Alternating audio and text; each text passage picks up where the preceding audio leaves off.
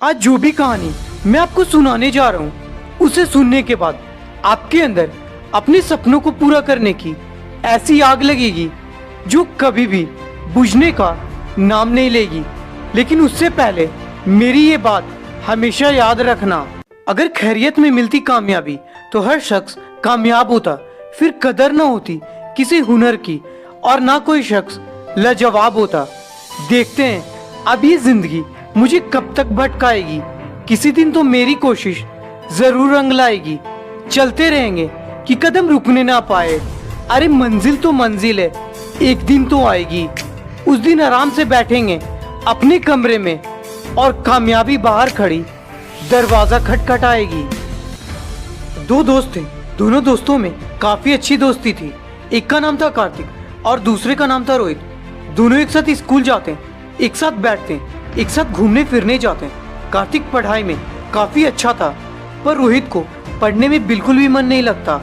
न वो स्कूल के असाइनमेंट कंप्लीट करता, न वो टीचर की बात सुनता, बस पूरे दिन फालतू की चीजों में अपने समय को बर्बाद करता। कार्तिक उसे काफी समझाता, वो ये बोलता, तू पढ़ता क्यों नहीं है? ऐसे ही अगर तू अपने समय को बर्बाद करते रहेगा तो तू फेल हो जाएगा, फिर तू अपने घर में सबको क्या जवाब देगा? लेकिन रोहित हर बार ये बोल देता, अरे तू टेंशन क्यों लेता है, मैं कल से पढ़ूंगा ना। कार्तिक को ये बात समझ में आ चुकी थी कि रोहित उसकी बातों को दिल पर नहीं ले रहा है।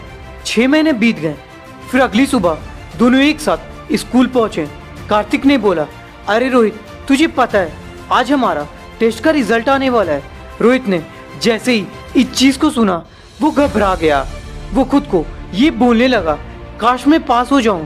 कुछ देर में टीचर आए, उन्होंने सबको रिजल्ट बताया। कार्तिक काफी अच्छे मार्क्स से पास हो चुका था। उसके बाद कार्तिक ने रोहित से उसके मार्क्स पूछे। रोहित परेशान हो गया, वो बोला, अरे मैं पास हो गया हूँ, तू टेंशन मत ले। लेकिन रोहित अपने पेपर्स कार्तिक को नहीं दिखा रहा था।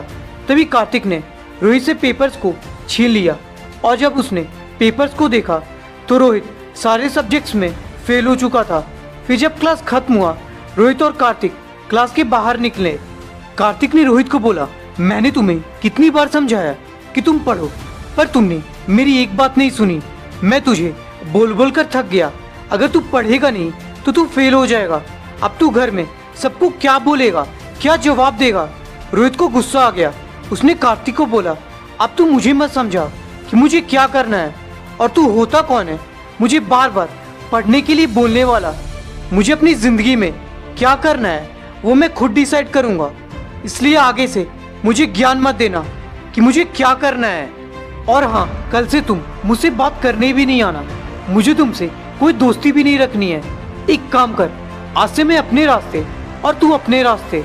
इतना बोलकर रोहित गुस्से में वहां पर से चला गया। अगली सुबह जब कार्तिक स्कूल पहुंचा तो रोहित स्कूल नहीं आया था।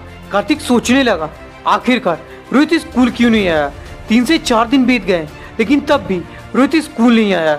एक दिन अचानक रोहित स्कूल आया। कार्तिक ने उसे बहुत कोशिश की बात करने की, पर रोहित ने कार्तिक को इग्नोर कर दिया और वहां पर से चला गया। पर कार्तिक ने ठान लिया था कि कुछ भी हो जाए वो रोहित से बात करके ही रहेगा। जैसे ही स्कूल की छुट्टी हुई, कार्तिक रोहित के पीछे पीछे चला गया। जैसे ही वो लोग दोनों स्कूल से बाहर निकले तो कार्तिक ने देखा रोहित के नए दोस्त उसका इंतजार कर रहे थे, जो उसे उम्र में काफी बड़े थे। कार्तिक ने जब उन लड़कों को देखा वो समझ गया था कि ये तो वही लड़के हैं जो काफी बदमाश और बिगड़े हुए हैं। उधर रोहित के नए दोस्त ये बोल रहे थे कि आज हम लोग पूरी रात पार्टी करेंगे और सुबह स्कूल बंक करके हम लोग घूमने चलेंगे। कार्तिक समझ गया था, इसलिए रोहित अब स्कूल नहीं आता और मुझसे बात भी नहीं करना चाहता। पर कार्तिक ने इन सारी चीजों को देखकर खुद को ये बोला, चाहे कुछ भी हो जाए मैं रोहित को उसकी गलती का एहसास करवा कर रहूंगा। मैं उसे उसकी जिम्मेदारियों का एहसास दिला कर रहूंगा। अगली सुबह कार्तिक स्कूल ना जाकर रोहित के घर के बाहर आकर खड़ा हो गया। जैसे ही रोहित बाहर आया तो कार्तिक ने उससे बोला, मुझे तुझसे कुछ बात करनी है। तो रोहित बोला, मैंने तुझसे कहा था ना कि मैं तुझसे आज के बाद कभी भी बात नहीं करूंगा। तो कार्तिक बोला, तू मेरे साथ चल, मैं तुझे कुछ दिखाना चाहता हूँ, उसके बाद मैं तुझसे कभी भी बात नहीं करूँगा। वो मान गया। फिर कार्तिक उसे शहर के पास वाले जंगल में लेकर चला गया।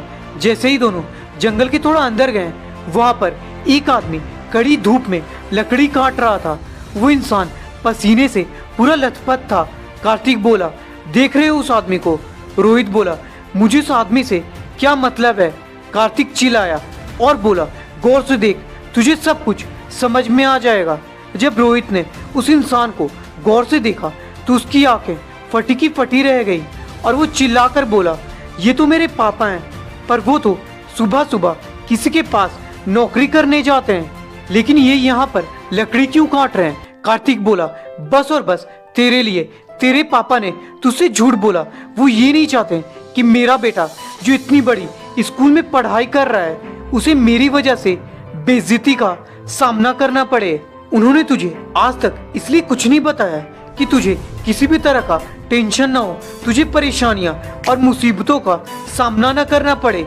तेरे पापा हर दिन जंगल में लकड़ी काटते हैं और शहर में जाकर उसे बेच देते हैं, पर आज तक उन्होंने तुझे इस बात का एहसास भी होने नहीं दिया। पता है क्यों? क्योंकि तुम्हारे पापा तुमसे काफी ज्यादा प्यार करते हैं, पर शायद तुम्हें इस बात का भी अंदाजा नहीं है। पर तुम क्या कर रहे हो? तुम्हारे पापा यहाँ पर खून पसीने बहाकर मेहनत कर रहे हैं और तुम अपने नए दोस्तों के साथ पार्टी करके उनके पैसों को उड़ा रहे हो। इधर तुम्हारे पापा तुमसे काफी ज्यादा उम्मीद लगाए बैठे हैं और तुम उनके हर एक उम्मीद पर पानी फेर रहे हो। इधर तुम्हारे पापा तुम्हारे लिए अपने काम को छुपा रहे हैं कि तुम्हारा नाम खराब ना हो जाए, और तुम उधर अपनी हरकतों से उनके नाम को बिगाड़ रहे हो। इधर तुम्हारे माँ बाप का वक्त खराब चल रहा है, उधर तुम फालतू की चीजों में अपने वक्त को बर्बाद कर रहे हो। क्या तुम ऐसे अपने माँ बाप के सपनों को पूरा करोगे? क्या तुम इस तरह खुद की और अपने माँ बाप की जिंदगी को बदलोगे? क्या तुम अपनी इन हरकतों से उन्हें वो खुशी दे पाओगे जिसके लिए वो आज तक तरस रहे हैं? इन सारी बातों को सुनकर रोहित की आंखों में आंसू आ गए और उसे अपनी सारी गलतियों का एहसास हो गया कि वो अपनी जिंदगी में कितनी बड़ी गलती कर रहा है। फिर रोहित ने कार्तिक को बोला, थैंक यू मेरे भाई, तुमने मेरे आंखों को खोल दिया। वो चुपचाप वहाँ से जाने लगा और उसने खुद से वादा किया कि आज के बाद मैं अपनी सारी बुरी आदतों को छोड़ दूंगा। मैं जी जान लगाकर मेहनत करूंगा, दिन रात पढ़ाई करूंगा, अपने समय को फालतू की चीजों में बिल्कुल भी बर्बाद नहीं करूंगा। अपने माता पिता को वो खुशी दिलाकर रहूंगा जिसके वो सच में हकदार है। अब चाहे जो भी हो जाए मैं रुकूंगा नहीं। ये मेरा खुद से वादा है कि मैं कामयाब होकर दिखाऊंगा, क्योंकि मेरी कामयाबी ही मेरे माता पिता की कामयाबी है। उसके अंदर ऐसी आग लग चुकी थी कि वो हर एक चीज को कुर्बान करने को तैयार था, क्योंकि उसे बस अपने सपनों को पूरा करना नहीं था, बल्कि अपने माता पिता के उम्मीदों को भी पूरा करना था, जो उसकी जीत के इंतजार में बैठे थे। दोस्तों, बेशक ये कहानी आपकी नहीं है, पर इस कहानी के माध्यम से मैं आपके अंदर वो आग जलाने आया हूँ जो कहीं ना कहीं बुझ चुकी है। इस कहानी में रोहित ने खुद से वादा किया, चाहे जो भी हो जाए वो अपने सपनों को पूरा करके दिखाएगा। पर मैं आपसे पूछना चाहता हूँ, क्या आपने खुद से वादा किया कि चाहे जो भी हो जाए मैं अपने सपनों को पूरा करके दिखाऊंगा? मैं अपने माता पिता को दुनिया की हर एक खुशियाँ दे पाऊंगा। मैं अपने हालातों को बदल कर दिखाऊंगा। अगर आपके अंदर से आवाज आती है हाँ, तो यकीन मानो आप जो चाहते हो वो हासिल जरूर करोगे, क्योंकि अगर आपके सपने बड़े हैं तो कीमत भी बड़ी रहेगी, और आपके इरादे बड़े हैं तो उसके लिए हर एक कीमत छोटी लगेगी। आखिरी में इतना ही कहना चाहूंगा, जिसे सुनने के बाद आप कभी रुकने की सोचोगे भी नहीं। गुजर रही उम्र पर जीना अभी बाकी है।